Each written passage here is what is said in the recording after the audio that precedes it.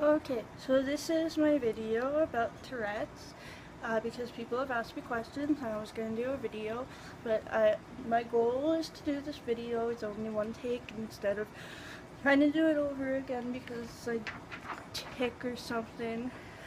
So I wrote down questions. What is Tourette's? Yes, Tourette's is a disorder where basically you make sounds and movements that you can't control. You can control them kind of like you control a cough up to a certain point, but then you have to do it, and if you hold it back, it usually gets more. There are other tic disorders, but Tourette's is specifically, you have to have specifically vocal and verbal tics, vocal and vocal and physical tics, like ones where you move and ones that where you make sounds. I first noticed it, I used to tic a lot, but it got worse for some reason when I was 21, and that's when I got diagnosed. I went to a neurologist, and he had to give me a scan and everything to rule out any diagnosis, because it's an exclusionary diagnosis or something like that, where you have to rule out everything else. I have different tics. I have tics where I roll my eyes, and I have a tic like this, but then I also have a stim like that because of my autism. So they're different, but they look kind of the same. And I have a shoulder one, and I have one that goes and one where I bark, and sometimes I yell out words. It's different than coprolalia, because in movies and stuff, usually they depict as coprolalia, which is a type of Tourette's where people swear and say vulgar words, but that's only about 10% of people with Tourette's. That has never been me, and that's not the usual. I also sometimes click my mouth and make I get a lot of tics. They come and go, so really it's hard to I used to go whoa, and kick. I throw things. If I don't hold things with this hand because I throw them, and like I throw my coffee and stuff, and I've thrown a jug of milk and broke it at the store, and I hit myself in the head, and I punch myself in the head. If I'm holding something in my hand, it hits my head, and it hurts. I got bruised. And yeah, tics are different than stimming. Stimming is or autism thing to deal with outside stimuli and stuff, which is what I do when I'm stressed and stuff with my head, doing this, and what I'm doing now. I haven't really been ticking, but there are OCD aspects to Tourette's, like thinking you have to do a tic a certain amount of times, or until it sounds or feels right for it to work, because there is a sense of relief from ticking, and also I'm not diagnosed with OCD because I have OCD traits that come with autism and Tourette's.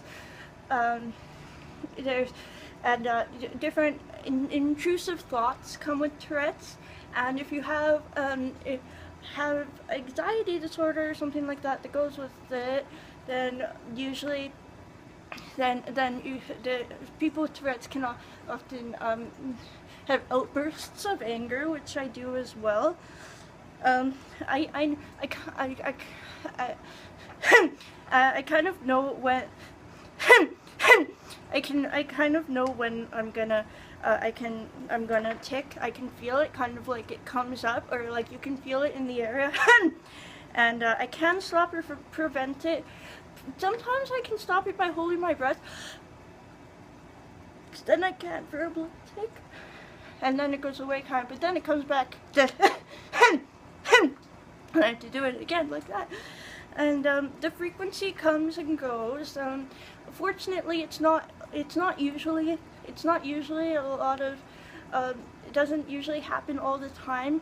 A lot of times, sometimes it's a week or two, especially when I started methadone, where I would tick literally every second. It would be like, hen, hen, hen, hen, hen, hen, like every second, literally, and try to go to sleep like that. It was very annoying, but it does get better, and so looking at my sheet, I'm more stressed now, which is why I'm stimming more and ticking more, probably because I'm making a video.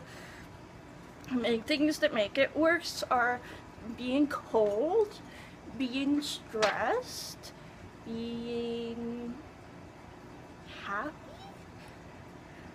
Things when I'm feeling good or not sluggish and hot, that's when I tick, basically. So when I'm sluggish and hot, I usually feel pretty good. And also when I have anxiety, the more energy I have, things that help are weed. I don't smoke weed anymore. But also holding my breath, being tired sometimes, because I get more sluggish. Just sometimes. Not being hotter, but I don't like being hot at all. And just you can't work on controlling it to a certain extent. It really depends on who you are. And there are medications like Haldol that you can take, or Spiridone, and when I do tick in public, and I used to bark. Oh, that second one was actually a tick. But I bark. We used to bark at the store, and everybody would be looking for the dog. Everybody says, "Where's the dog? Where's the dog? There's not supposed to be a dog in here." So, and when I think about it, when you think, also with Tourette's, when you think about it more, you tick more. That's the bad thing about it. It's like, am I ticking more because I'm thinking about it, or am I thinking about it because I've been ticking more? I don't know. It's a vicious cycle. And how other people react on the bus. Some people think I'm sick when I go. They're like on the bus. They're like, "Are you going to throw up? Are you okay?" Or people, some people get mad, but a lot of people are pretty understanding. Unfortunately, when I go when two ticks together, are like. And rolling my eyes, and people think that I'm being impatient, saying in line or something, that I'm being rude, and I ignore it. I just ignore it. I don't even explain it to people. My friends or like my mom do, but I don't usually, because I just really don't care.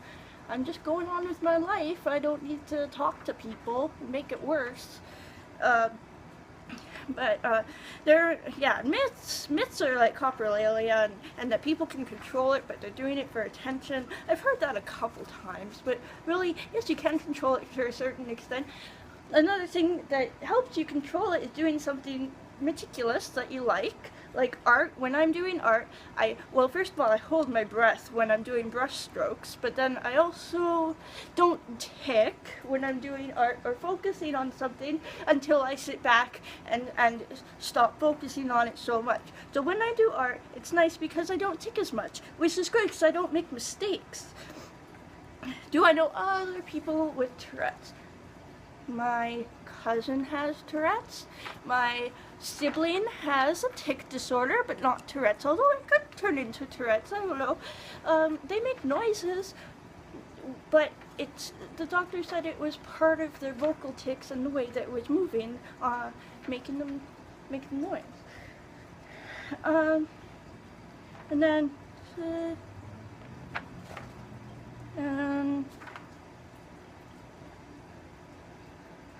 I was speaking very loudly, and now I got through everything, I think. And behind me is my desk. And,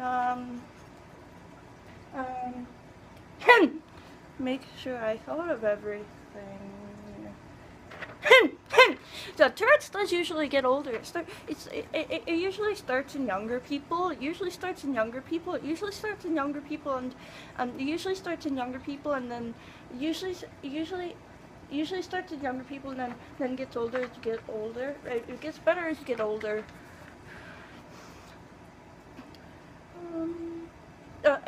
echolalia is also something that is tied with both Tourette's, I believe, and autism.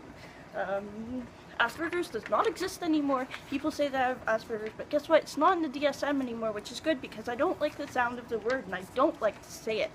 I just have an autism spectrum disorder.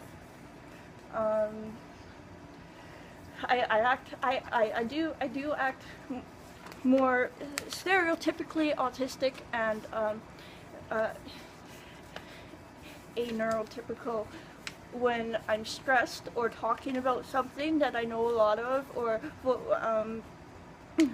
excited about something, or when I'm really emotional or worked up about something. Like I guess in this video, it's hard for me to read sometimes because of when my Tourette's started getting worse. It started getting harder to read too. I read the same thing over and over, and I can't stop. Yeah, that's little OCD things like that.